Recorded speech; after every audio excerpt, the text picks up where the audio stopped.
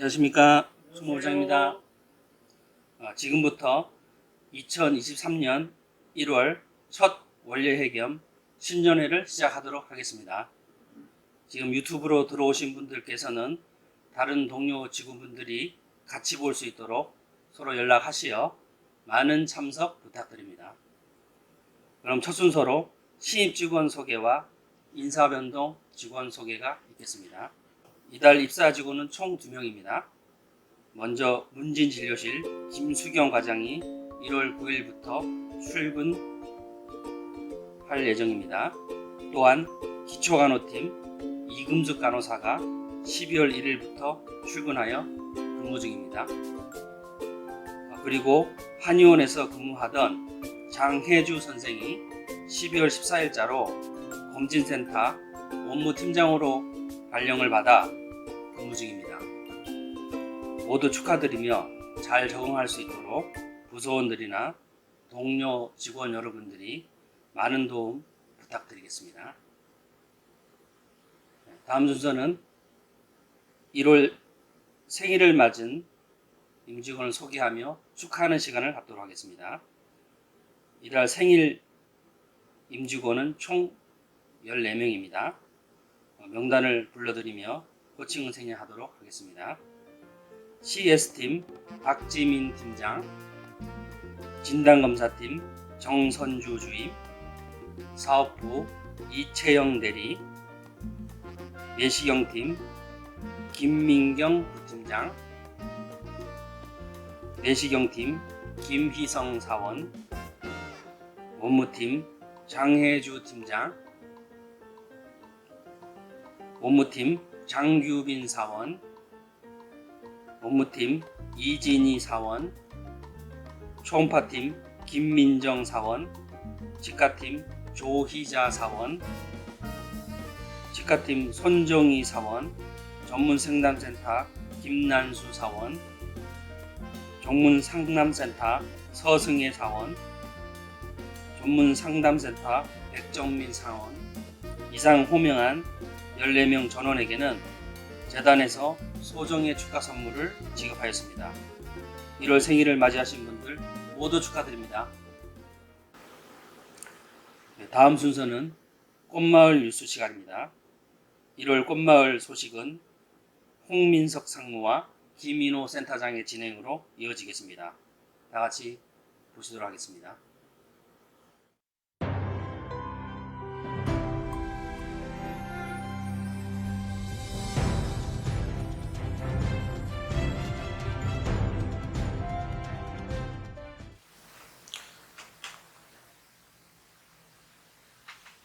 안녕하세요. 2022년도 현재 시점으로 8일을 남겨두고 있습니다.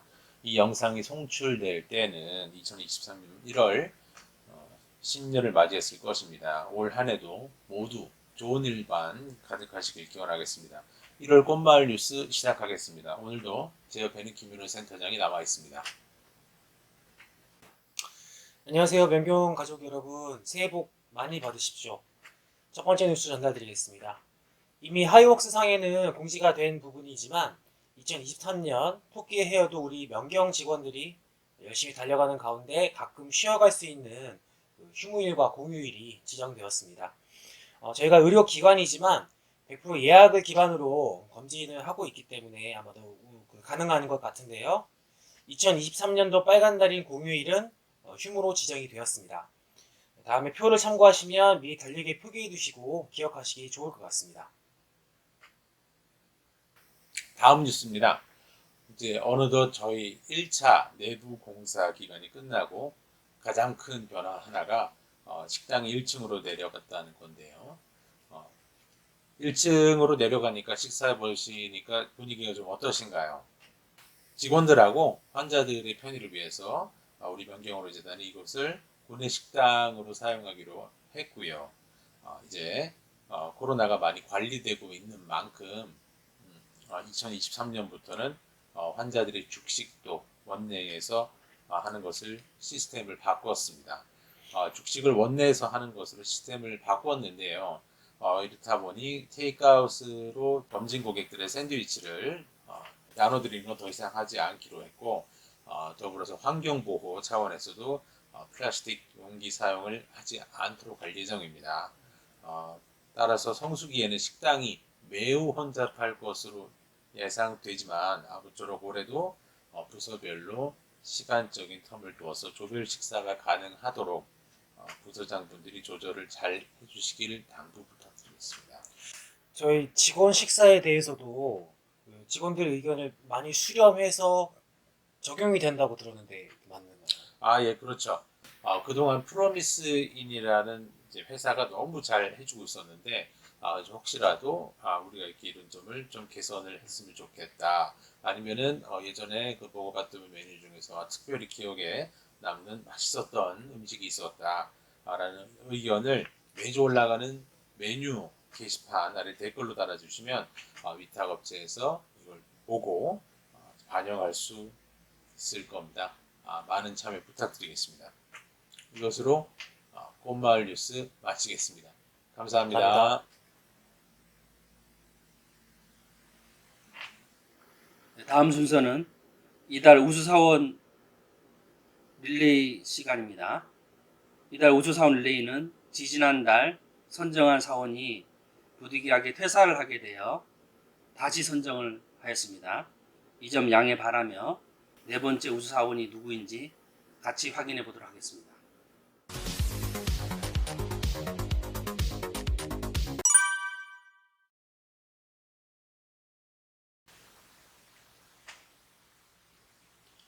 안녕하세요. 저는 메디플라워 건강검진센터 전문상담센터 김인호라고 합니다.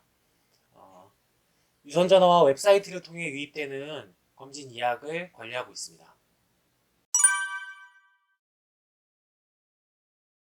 2018년도 7월 9일에 입사했으니까 2023년도 기준으로 만 4년 6개월 정도 된 것 같습니다.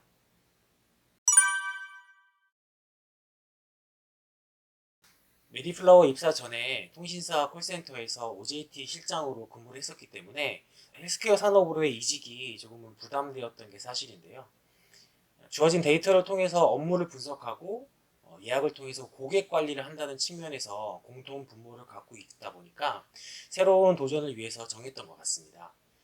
지금 생각해보면 코로나 등으로 인해서 의료 산업의 역할이 매우 중요해지고 있고 의료 플랫폼 사업도 매우 부흥을 하고 있는 걸로 알고 있습니다. 그래서 굉장히 전도 유망한 사업이라고 생각을 하고요. 지금은 결론적으로는 매우 잘했던 결정이었던 것 같습니다.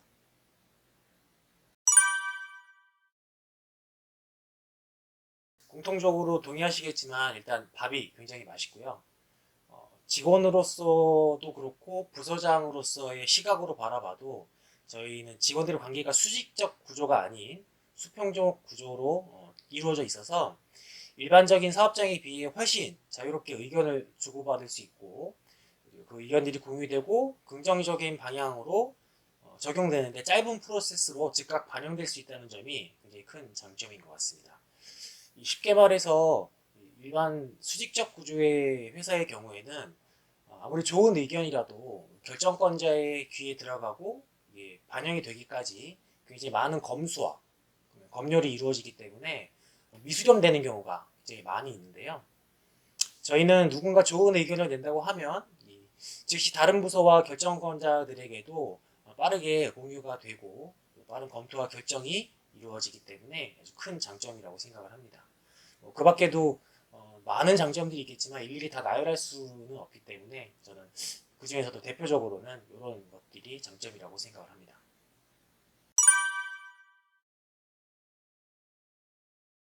이 장황하게 설명드리는 것보다는 짧게 설명을 드리면 일단은 금전적으로 경제적으로 좀 자유로워지면서 워라밸을 지키는 게 가장 궁극적인 목표일 거라고 생각합니다. 근데 그 전에 사람의 도리를 지키면서 사람답게 사는 게 최대 꿈의 맹점이 아닐까 저는 이렇게 생각하고 있습니다. 이달의 사원이라고 하면 사실 많은 분들이 떠오르고 또 다들 그만한 자격을 갖추고 계시다고 생각을 합니다. 그 중에서도 저는 고객지원팀의 박은숙 팀장님을 추천을 드리는데요. 같은 사무실을 쓰면서 곁에서 뵙는 박은숙 팀장님 같은 경우에는 매사에 긍정적이시고 안 되는 이유보다는 되도록 생각하고 연구하시는 그런 모습들이 너무나도 배울 점이 많은 분이라고 생각을 하고 실제로 많이 배우고 있습니다. 검진 후 결과 상담의 일선에서 많은 컴플레인들과 맞닥뜨리게 되시는데요. 이 부분에 대해서 멘탈 관리도 정말 잘 훌륭하게 소화해주고 계신 것 같아서 저는 다음 이달의 사원으로는 고객지원팀 박은숙 팀장님을 추천드립니다.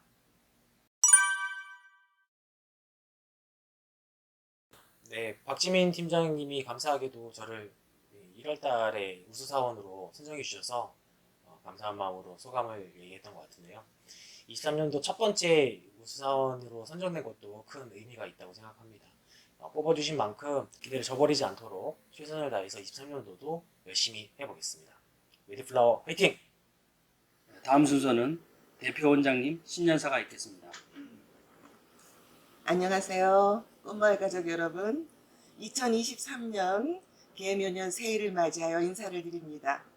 정부에서는 올해부터 우리의 공식적인 나이를 만 나이로 하기로 정했기 때문에 해가 바뀌었어도 우리의 나이는 한 살 더 먹지 않게 되어 참으로 다행입니다. 생일이 되어야 나이를 한 살 더하게 되는 것이죠. 해가 바뀌면서 나이는 추가되지 않는다 해도 새해 첫날은 원단이라고 하여 특별한 마음가짐을 갖게 되는 날입니다. 지나간 일들을 뒤돌아보면서 새롭게 시작되는 올 한 해를 어떻게 설계할 것인가 계획하고 실천을 다짐하는 시간을 보내게 될 텐데 여러분들도 새롭고 신선한 계획들을 많이 세우셨는지요? 우리 메디플라워 검진센터는 지난 한 해 동안 많은 변화를 통해 구조를 크게 확장하였었죠. 이제는 확장된 구조 속에 내실을 튼튼하게 기하도록 노력해야 할 때입니다. 올 한 해 경영진과 여러분이 한 마음으로 합심하여 노력해 주시면 더욱 발전된 검진센터로 만들어 갈 것입니다. 또한 늦은 결혼, 출산 기피 등 시대의 조류에 맞물려 난임을 전문으로 다스려왔던 우리 꽃마을 한의원은 요즘 힘든 시기를 겪고 있습니다만 뿌리 깊은 나무는 바람에 흔들리지 않는다고 하죠. 역사가 깊은 우리 한의원이 추구하고 있는 사업은 우리 국가의 운명과도 밀접한 관계가 있는 중요한 일이기에 힘들어도 반드시 뻗어나가야 할 사업입니다. 지혜를 모아 현실에 잘 대처하면서 난국을 극복해야 되겠습니다. 올 한 해 모두들 건강 잘 지키면서 여러분 개인들도 성장하고 우리 꽃마을 공동체도 잘 가꾸어 크게 발전하는 개묘년을 만들어 봅시다. 꽃마을 파이팅! 감사합니다. 대표 원장님 신년사 잘 들었습니다. 다음 순서는 이사장님 신년사가 있겠습니다. 신년사를 듣고 이어서 테스에게 물어봐 시간도 같이 가질 예정이오니 잘 경청해 주시면 감사하겠습니다. 안녕하세요. 임직원 여러분, 그동안에 잘 지내셨습니까? 원장님도 말씀하셨습니다만 호랑이 범띠해 이민년이 지나가고 개묘년 토끼의 해를 맞게 되었습니다. 작년의 모든 어려운 고민과 짐들을 다 내려놓고 토끼처럼 가볍고 명랑하고 상쾌한 한 해가 되었으면 좋겠습니다. 여러분들 모두 건강하고 또 가족들도 모두 행복한 건행의 개묘년이 됐으면 좋겠습니다. 개묘년 토끼해를 두고 언론이나 이런 데 여러분들 보시면은 올해는 그 검은 토끼의 해다 이렇게 이야기를 합니다만은 10간 12지를 우리가 굉장히 중요시 여겼던 과거에는 이게 검은 토끼냐 흰 토끼냐 이런 게 굉장히 중요했습니다만은 요즘은 그런 것보다도 저는 개묘년 토끼의 해 그랬을 때 제일 먼저 생각나는 동화가 하나 있습니다. 여러분들도 뭐 아마 많은 사람이 알고 있겠습니다만은 토끼와 거북이의 경주를 다루는 그런 동화라고 생각이 됩니다. 이 경주는 굉장히 여러분들 보시면 알겠습니다만은 불공정한 경주죠. 이건 뭐 틀림없이 느린 거북이보다 빠른 토끼가 이기는 그런 경주라고 볼 수 있습니다. 그런데 실제로 그 스토리텔링의 내용은 뭐였습니까? 토끼는 자기가 빠르다는 것을 굉장히 자랑스럽게 생각하고 자만심에 가득 차서 뛰어가다가 중간쯤에 살짝 잠시 잠이 들었습니다. 그래서 잠을 한심 살짝 잔 후에 다시 뛰어서 골인 지점에 가보니까 이미 거북이가 그 골인 지점에 먼저 와서 승리를 노래하고 있었지 않습니까? 자, 이와 같은 그 토끼와 거북이의 경주라는 이 동화를 봤을 때 우리가 새 덕담으로 어떤 것을 생각해 볼 만한지 여러분들 한번 고민을 해보는 게 좋겠다는 생각입니다. 이 이야기에서 토끼는 자기 능력에 대한 과신, 자만, 그래서 열심히 뛰어가는 것에 대한 태만함을 보였습니다. 그러나 거북이는 어땠습니까? 거북이는 자기가 느려 터진 그런 짐승이라는 것을 잘 알고 있기 때문에, 자기 자신을 잘 알고 있었기 때문에 근면하고 부지런하게 뛰어갔습니다. 성실한 경주를 했던 것이죠.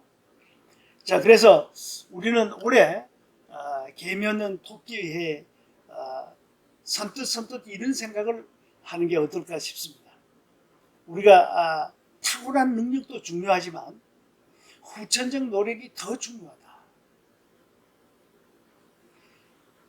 그래서 느린 거북이보다도 빠른 토끼가 결국 경주에 지는 이런 게임을 우리가 머릿속에 항상 그리면서 자만하지 말고 근면하고 성실하게 올 1년을 살게 되면은 아마 연말쯤에는 우리에게 큰 보답이 주어지지 않을까, 이렇게 한번 생각을 해봅니다.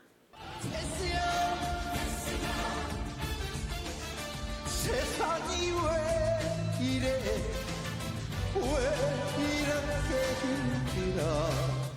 이번 달에도 여전히 여러분 그 테스에게 물어봐 에 대해서 여러 가지 질문을 주셔서 너무 고맙습니다. 이번 달에도 그 질문이 5개 들어왔는데 이 질문 중에는 일부 우리 이 팀장들이 만든 그런 질문도 있지 않을까 이렇게 싶습니다. 팀장 중에 짚히는 사람이 있습니다만은 공개는 하지 않겠습니다.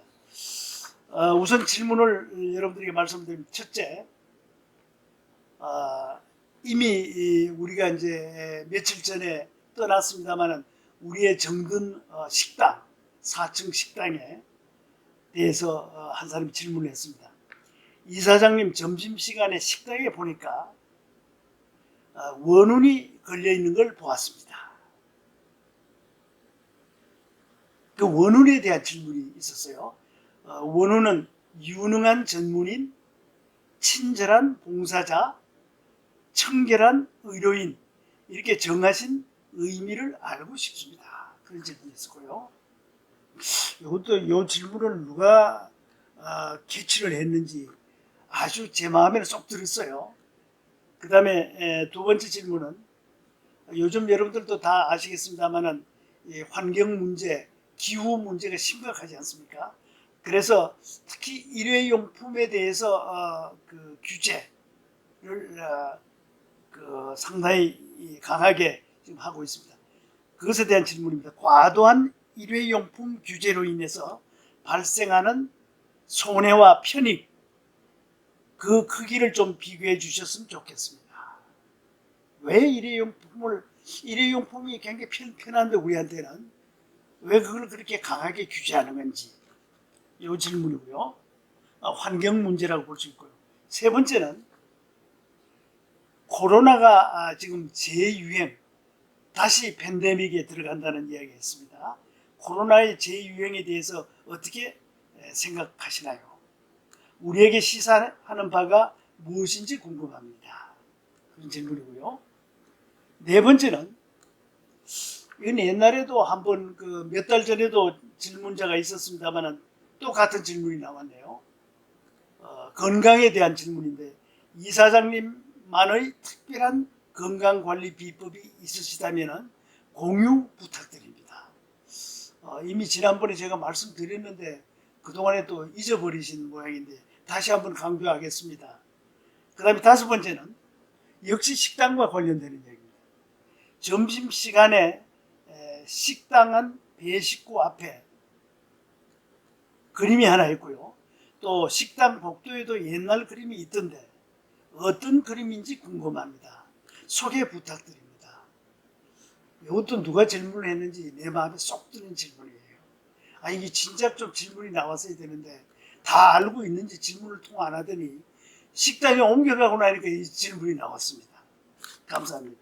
이 원우는 식당이 1층으로 옮겨지더라도 역시 원우는 살아있고 여러분들이 명심해야 될 내용이 아닌가 생각합니다.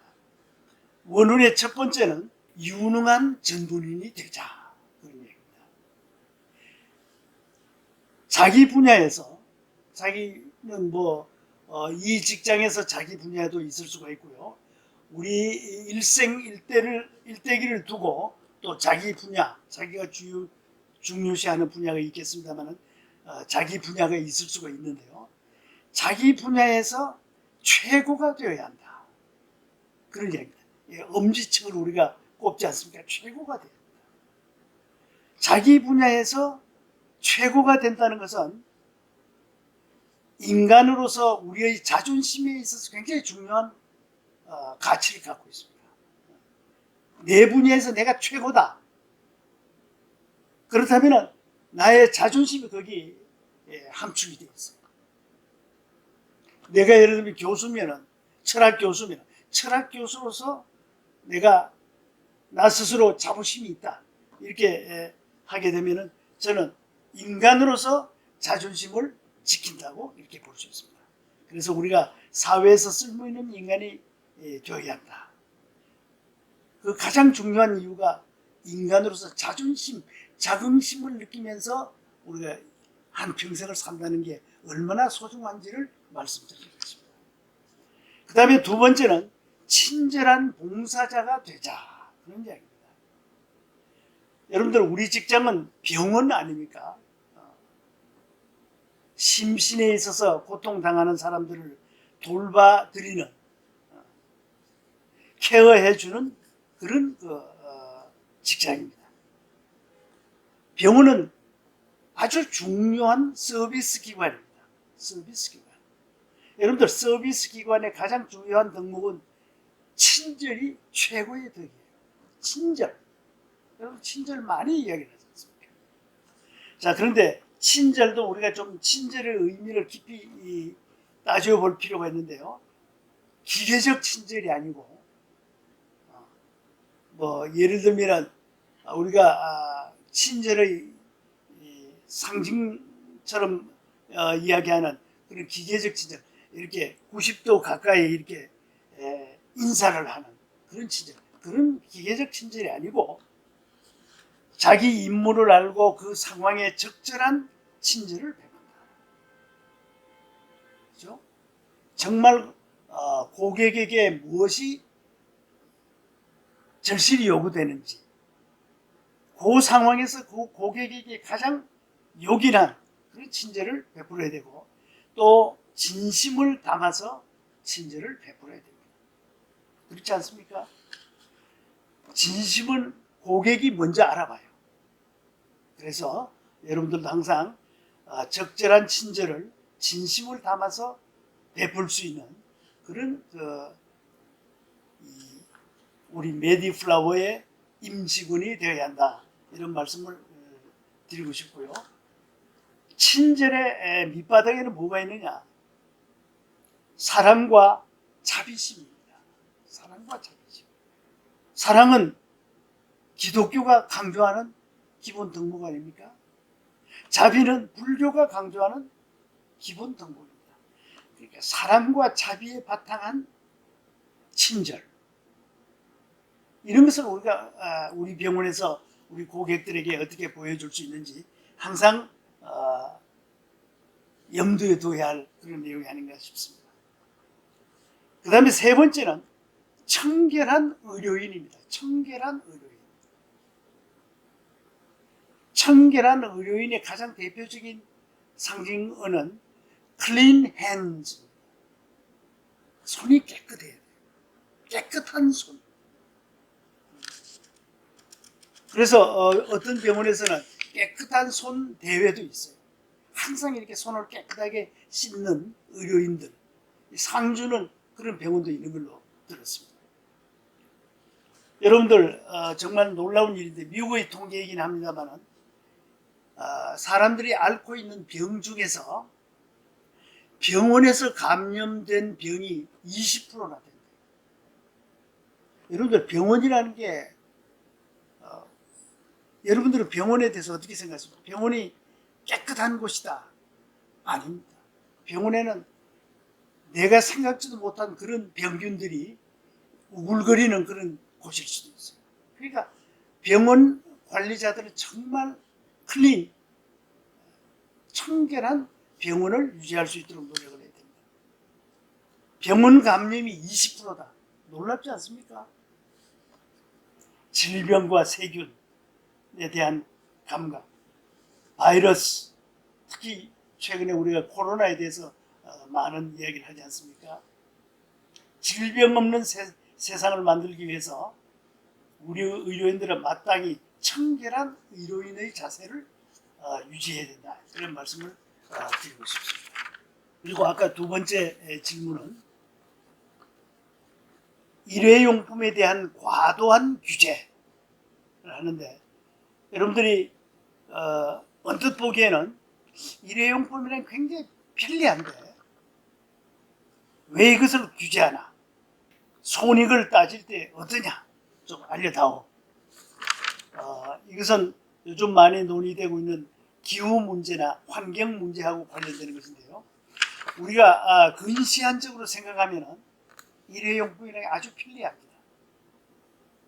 그러나 원대한 시점에서 본다면 우리가 일회용품을 규제하고 가능하면 일회용품을 멀리하는 게 좋겠다. 이런 말씀을 드리고 싶습니다. 이 근시안적인 시점은 나 자신의 편리함, 또 우리 인간들에게 편함 이런 것인데 원대한 시점은 자연환경, 자연, 환경의 관점에서 볼 때 원대한 시점이라고 볼 수 있고요.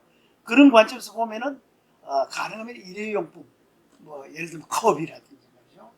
우리가 일회용품 컵 한 번 먹고 버리고 이래야 그 쓰레기가 어마어마합니다. 그래서 과도한 일회용품에 대해서는 우리가 근시안적인 관점보다도 원대한 관점에서 생각해야 된다. 지나치게 자기중심적이고 인간중심적인 그런 입장에서만 볼 것이 아니라 지구의 울부짖음이라는 말도 있어요. 지구의 울부. 지금 지구가 여러 가지 이 환경 문제로 인해서 기후가 변덕을 부리지 않습니까? 이 지구의 울부짖음이라고 볼 수 있습니다. 자연의 역습이라는 말도 있어요. 사람이 자연에게 함부로 대하면 자연이 인간에게 되돌려 줍니다. 역습입니다. 자연의 역습, 환경의 역습. 환경은 또 자연도 복수를 해요. 그래서 우리가 최근에 여러 가지 이 자연의 역습을 두고서 우리가 특히 일회용품에 대해서 고심을 좀 해야 될 그런 시기가 온 것이 아닌가 이렇게 생각이 되고, 특히 플라스틱에 대해서 여러분들 다 알고 계시잖아요. 우리 인간이 플라스틱을 그동안에 굉장히 많이 썼습니다. 편하지 않습니까?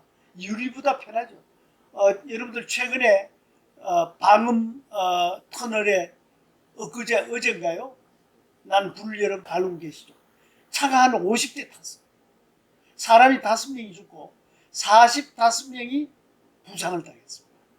차들끼리 처음에 부딪혀서 불이 시작이 됐지만 그 불이 방음 터널 천정에 있는 플라스틱에 옮겨 붙었어요. 그래서 이렇게 엄청난 재앙이 우리들에게 닥쳤습니다. 플라스틱은 손쉬운 제품인데 이 플라스틱으로 앞으로 터널을 만들면 안 되죠. 지금 전국에 한 50여 개 비슷한 그런 그 터널이 있다고 그러는데 이거 아마 조만간에 무슨 대책을 강구해야 된다 그런 생각이 듭니다. 그래서 환경의 관점에서 자연의 관점에서 이 일회용품에 대한 관심을 여러분들도 좀 깊이 가지시고 가능하면은 환경에 무해한 그런 그 용품으로 바꾸는 것이 옳지 않을까 이런 생각을 해봅니다. 그 다음에 이제 세 번째 질문은 코로나의 재유행에 대해서 어떻게 생각하시나요? 우리에게 시사하는 바가 무엇인가요? 이런 질문인데요.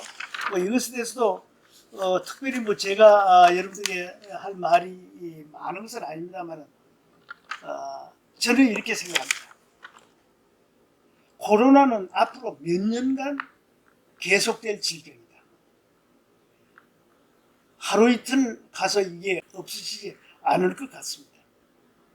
최소한 뭐 5년 내지 10년도 가리라고 생각합니다. 여러분들 법정 전염병에 대해서 알고 계시죠? 우리가 예방주사 맞는 게 다 법정 전염병 아닙니까? 독감, 이것도 법정 전염병 중에 하나입니다. 이런 법정 전염병은 다 과거에 나타난 감염 질병이죠. 오랜 한 20세기, 한 30세기 동안 그때 시대에 따라서 나타난 그런 병들이 지속적으로 완전히 없어지지 않고 인간을 계속 괴롭히기 때문에 이것을 법정 전염병으로 만들어서 우리가 예방주사를 맞습니다. 아마 코로나도 앞으로 그렇게 되지 않을까. 코로나도 없어지지 않을 것 같아요. 그래서 저는 코로나와 관련해서 많이들 이야기하고 있지만 위드 코로나, 코로나와 더불어 사는 지혜를 개발해야 된다. 이런 생각을 합니다. 위드 코로나, 라이프 위드 코로나. 그래서 저는 앞으로 우리가 개인적으로도 그렇고 우리 국가적으로도 위드 코로나 대책에 대해서 심각하게 고민하고 구상해야 된다.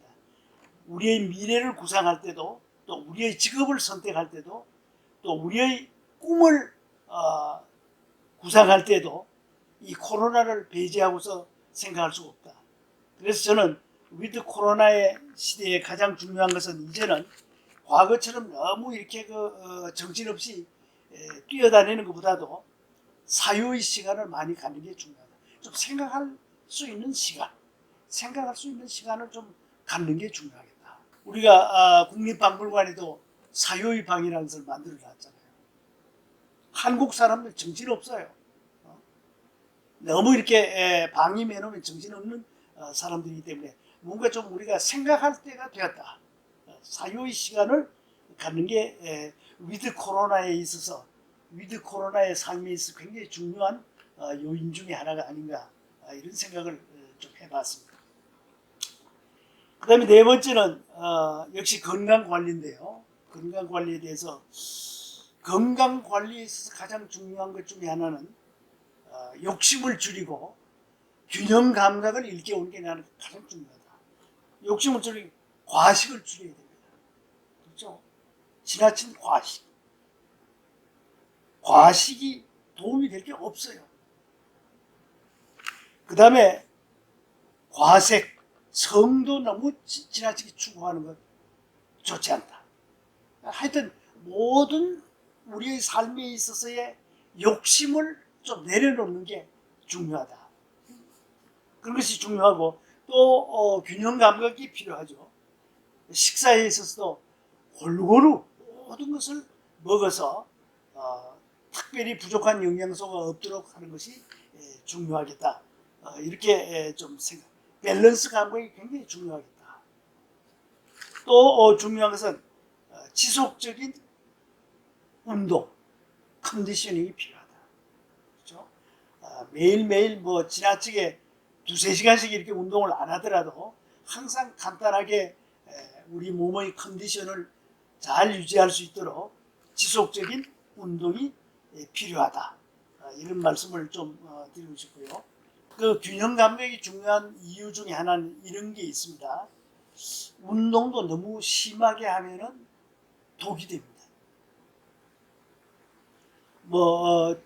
제 가까운 이 친인척 중에 한 사람이 있습니다만은 적게 먹고 지나친 운동을 했던 사람이 있어요. 중병에 들었습니다. 적게 먹는다는 딴 게 아니고 일체 고기를 먹지 않고 채식만 고집했고 항상 저하고 만나면은 내가 육식하는 것에 대해서 이렇게 충고를 하면서 채식이 얼마나 중요하다는 걸 계속 강조하면서 그러면서 너무 과하게 운동을 했어요. 아마 마라톤을 열심히 했는데 우리 한국에서 아마 그 마라톤 많이 하기로 베스트 10 안에 들어가는 사람 중 하나. 그러니까 어떻게 되느냐? 여러분들 육식을 해야 섭취할 수 있는 영양소가 있어요. 채식을 너무 자랑하면 안 됩니다. 근데 그 영양소가 없기 때문에 이게 변이 생겼는데 회복이 안 되는 거예요. 그래서 욕심을 버리고 운동도 균형 감각을 가지고 또 식사도 균형 감각을 가지고 하는 것이 건강에 가장 중요한 요소가 아닌가 이렇게 생각이 되고 또 뭐 여유가 좀 돌아가면은 좋은 비타민이라든지 한약이라든지 이런 것도 가끔 특히 나이가 든 사람들은 고려해 볼 필요가 있지 않을까 이렇게 생각이 듭니다. 그리고 이제 마지막 질문입니다. 이제는 우리가 이미 이 4층 식당을 떠났습니다만은 우리가 그동안에 오랜 한 20몇 년 동안 정든 식당이었어요. 그렇죠? 그 식당을 떠나서 이제 1층으로 내려갔습니다만은 그 식당에는 몇 군데 이렇게 그림이 있는데 식당 옆쪽에는 식당 안 배식구 앞에 그림이 하나 있는데 여러분들 기억을 하는지 모르겠습니다만 포도 그림이 있습니다. 포도 그림. 포도 그림이 8폭 정도 이렇게 되는 연결폭 포도 그림이 있는데 그 포도 그림에 대해서도 좀 알고 싶고 지금도 계속 그 식당이 1층으로 내려가더라도 걸려있는 또 하나의 그림은 식당 앞 복도에 걸려있는 또 옛날 그림이 하나 있는데요. 그 두 가지에 대해서 간단하게만 말씀드리겠습니다. 이 포도 그림은 작자 미상의 이 그림인데요. 조선 말에 낭곡 최석환이라는 사람이 이 포도 그림을 아주 잘 그렸다고 그럽니다. 그분의 그림인지는 확인이 안 됐습니다만은 포도 그림이 거기 하나 연결폭으로 걸려 있었는데요. 포도 그림은 여러분 포도 알비갱이에서 우리가 볼 수 있듯이 다산을 상징합니다. 다산 주렁주렁 달렸잖아요. 포도송이가 아주 탐스럽게 달려있고 그래서 번영을 상징하고 또 포도 줄기들을 이렇게 서로 얼큰어설큰어 있지 않습니까? 사람들 간에 서로 연결, 너와 나의 연결, 유대 뭐 그런 것을 의미한다고 그래요. 사람들 간에 그 따뜻한 인간들 간의 연결고리가 만들어져 있는 모습을 상징한다. 이렇게 되어 있는 그 포도 그림이 있고요. 그 포도 그림은 이미 우리가 1층에 내려가면서 정리를 했고요. 그 식당 바깥에 문 앞에 그림이 하나 있는데요. 그 능행도라고 그럽니다. 능행도. 능은 조상들의 묘 아닙니까? 조상들의 묘를 참배하기 위해서 행차를 하는 그것을 능행도다 이렇게 얘기합니다. 여러분들 그 조선조에 그 많은 훌륭한 임금들이 있었습니다만은 조선 초의 성군은 뭐니 뭐니 해도 세종대왕입니다. 그렇죠? 조선 초의 성군은 세종대왕이고 조선 후기의 성군은 정조대왕입니다. 대왕이라고 이름 붙이죠. 여러분들 정조대왕의 스토리는 여러분들 잘 알고 계시죠? 정조대왕은 할아버지가 영조예요. 영조입니다. 영조인데 68년인가를 임금을 했어요. 엄청 아마 조선주에서 가장 오래 임금 노릇을 한 사람이 영조라는 분인데요. 이 영조는 무서운 임금이었어요. 무서운 임금이었습니다. 그 당시에 여러분들 그 사색 당쟁이 엄청났습니다. 남인 북인 노른 소련이 갈려서 요즘도 여러분들 요즘도 사색 당쟁의 잔재가 아직도 대한민국 정치에 남아 있습니다. 민주당하고 국민의힘하고 싸우는 뭡니까? 사색 당쟁하고 똑같습니다. 달라진 게 하나도 없어요. 그 당시보다 더 못합니다. 지금 명분 없는 싸움도 많아요. 윤석열 정부가 여소야대 때문에 꼼짝달싹을 못하고 있지 않습니까? 이 사색당쟁 정치를 하는 게 얼마나 어렵겠어요. 근데 그때 잘 버텨낸 사람이 영조라는 무서운 임금이었습니다. 그런데 그런 사색당쟁으로 인해서 영조가 자기 아들을 죽이지 않습니까? 사도세자. 여러분들 다 아시죠? 사도세자가 물론 사도세자가 개인으로서 여러 가지 문제점도 있어서 아버지의 인정을 못 받았습니다만은 그 당시에 또 복잡한 사색당쟁에 연루되어 있었습니다. 그래서 뒤주에 넣어서 아버지가 자식을 죽였지 않습니까? 그런 것을 다 보고 큰 손주가 있었어요. 정조가 바로 그 손주입니다. 자기 아버지가 그렇게 부당하게 죽어가는 모습을 다 목격을 했습니다. 그리고 여러분들 정조도 사색 당파들이 가만히 두겠습니까?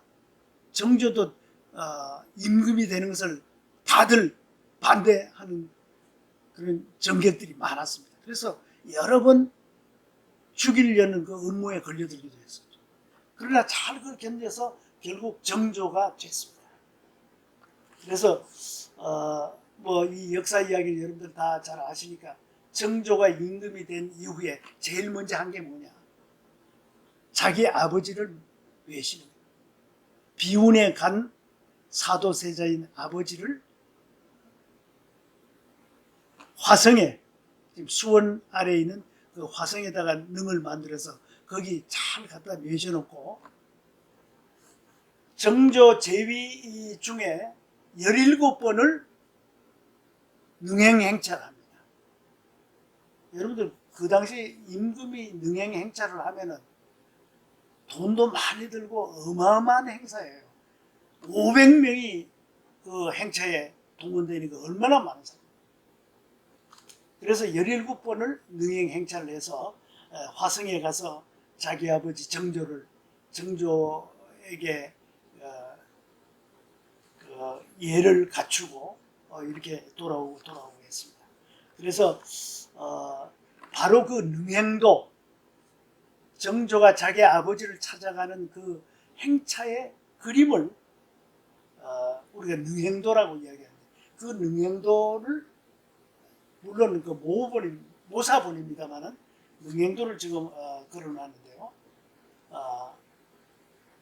그 능행도는 그냥 이렇게 이게 옛 그림이구나 이렇게 생각만 할 게 아니고 정조가 자기 아버지를 생각하면서 그 능행 행차를 하는 그 효성지극한 모습을 그 능행도에서 우리가 읽어야 된다 이렇게 이야기를 할 수 있습니다. 그래서 아는 만큼 보인다는 말이 있듯이 그 역사를 좀 알면서 그 능행도를 보면은 정말 눈물겨운 그런 행차라는 것을 알 수가 있습니다. 자, 그래서 여러분들도 좀 그런 그림 같은 데 대해서 좀 그 그림의 배경과 관련해서 음미할 수 있는 또 그 의미를 따질 수 있는 그런 그 안목을 가졌으면 좋겠다 이런 말씀을 드립니다. 끝으로 한 가지만 더 제가 첨부하면 여러분들 제가 그 5층 식당에서 1층 식당으로 내려간 후에 우리 원장님하고 저도 아주 아쉬운 점이 하나 있어요. 뭐냐? 원장님하고 저도 노래를 무척 좋아합니다. 여러분들 아실지 모르겠습니다만은 우리가 꽃마을 노래 모임이라고 부부가 쌍쌍이 이렇게 한 달에 한 번씩 모여서 노래 모임을 선생을 매주고 노래 공부를 합니다. 코로나 전까지 지금부터 한 2년 전까지 쭉 계속해서 30년 동안 노래 모임을 했어요. 우리 원장님이나 저도 노래 시키면은 제법 합니다. 근데 그런 노래 모임을 그동안에 해오고, 근데 그 사람들이 다 부부예요. 한 20커플쯤이 이렇게 노래 모임에 참여해서 항상 그 즐거움을 나누고 또 우정을 나누고 그랬었는데, 이제는 노래 모임을 할 수 없게 됐어요. 지금 4층에서 노래 모임을 하면은 아주 좋은데 1층에 가서 노래 모임 하다가 또 이웃에서 민원 들어오면 어떡합니까?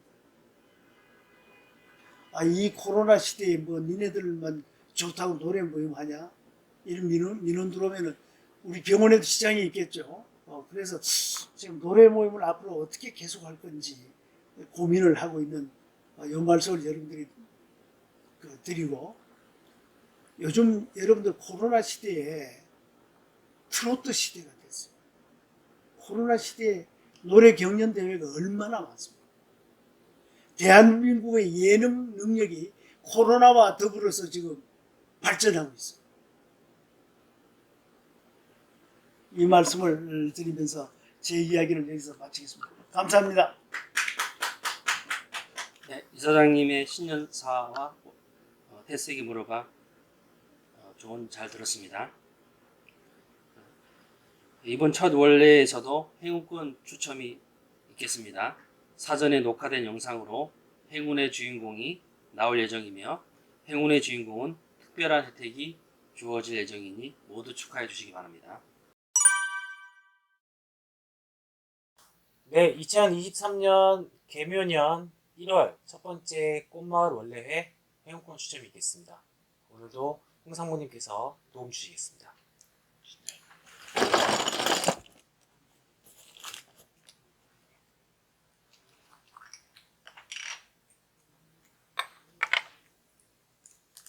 네, 축하드립니다. 고객지원팀 박은숙 팀장님 축하드립니다. 축하합니다. 그럼 이상으로 2023년 첫 꽃마을 원래를 모두 마치도록 하겠습니다. 모두 수고하셨습니다.